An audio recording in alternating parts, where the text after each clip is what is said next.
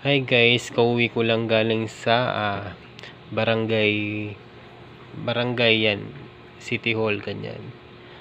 Kasi nagtanong kasi ako sa yun nga, sa barangay kung saan ako pwedeng magpaturok sa anti-rabies.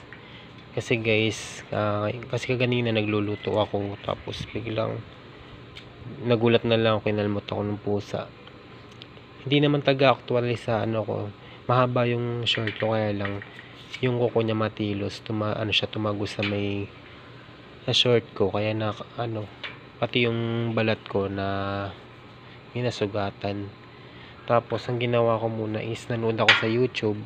Napanood ko nga sa YouTube na wag daw ipagsawalang bahala yung maliit na kalmot, kagat ng aso, pusa. Kailangan daw niya na magpa-anti-rabies daw kasi para hindi na umakit sa ating utak. Pero ako kanina kasi pumunta ako ng barangay kasi nga first time ko kasi ganito makalmot ng pusa. Parang syempre na-nervous tayo, 'di ba? Maigi na yung yung sigurado. Pero sabi sa akin ng barangay, baka daw pwede ang pumunta sa bukas sa pinagtipunan sa Malabon, yun dito sa General Trias, Cavite. So wala naman daw kailangan dalhin, pero nagtanong ko sa barangay, sabi daw kailangan daw magdala daw ng pambayad o pambili ng gamot. Pero sabi naman sa akin sa health center dun sa Tehero na wala naman daw babayaran. Ang daling ko lang daw ay yung sarili ko. Syempre yan. So parang ninilibis ko kasi first time ko kasi makalmot ng pusa. May dala nga akong bawang, ayan.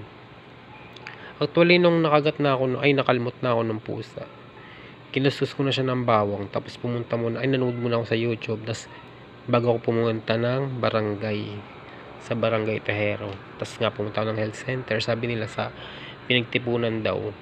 Kasi ngayon daw is parang cut off na pag ganitong 12 ng tanghali. So ayun guys, sabi daw bukas na lang daw pumunta, agahan ko kasi daw mahaba daw ang pila sa pinagtipunan sa General Trias, Cavite. Kaya ayun guys, chinatsaga ko muna siya na ayan, kuskusin ng bawang. Kalilinis ko lang talaga ng ng paa ko, ng sugat ko, yung kalmot sa akin ng pusa. Sinabon ko siya, tapos binanlawan ko siya ng tubig. Tapos ngayon nagkukusos ako ng bawang. Kahit daw kasi doon kasi sa YouTube kasi napanood ko, kahit daw maliit daw na sugat, kalmot ng pusa, ng ganyan ng aso, is wag daw pagsawalang bahala. Pero ito kasi, itong ginawa ko kasi, itong bawang na to at saka yung paghuhugas is tutunan ko lang to, or narinig ko lang to sa probinsya namin sa Quezon, na pag ganyan meron silang ganyan na kakagat ng ng pusa o nakalmot ng pusa, ginagamot lang nila is bawang, pagkatapos nila maghugas ng may sabon. Yan, saka sila nagkukusos ng bawang. Ito guys, papakita ko nga sa inyo guys, maliit lang naman siya. Ay, nadugo na naman siya. Ito yung kalmot. Yan, may dugo na naman siya. May nadugo. Kinukusos ko siya ng bawang may dugo na naman pala. Ganina pa ito nadugo. Ayan,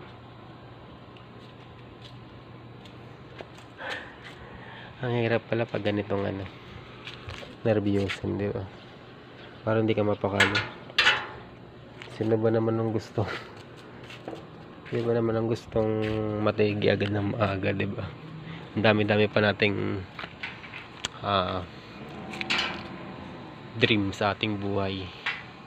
Kaya yung mga taong parang sinasayang lang ang buhay, ganun. Maraming gustong tumagal ng buhay, tulad may mga sakit, gusto nila pa na tumagal ng mas matagal.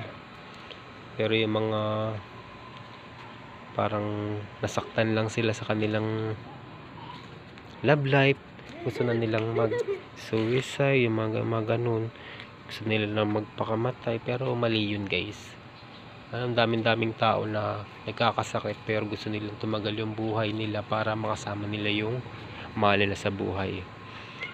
Kaya ayan, ang dami ko nang nasabi. Ang topic ko lang naman ay dito sa may sugat natin ng halmot ng pusa. Talagang nadugo pa siya, oh. Nadugo pa. Dito pa sa bandang puwet. Grabe siya. Ay, hindi ko alam kung bakit ako inalmot ng pusa. Basta nagulat na lang ako nung nakatalikod ako. Tapos nagluluto ako ng ulam. Bigla akong kinalmot sa short. Yung short ko pa naman is manipis lang siya. Manipis lang, kaya tagos ang kuko ng pusa. Ay nako. So yun lang guys, bye bye na po.